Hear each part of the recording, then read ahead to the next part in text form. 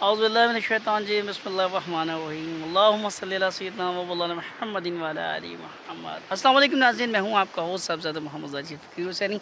आप हमारा official YouTube channel सरकार जी मुल्तान से वज़ाइफ़ की दुनिया देख रहे हैं। उम्मीद है खुदावंद मताल से आप सब लोग खैरियत से होंगे।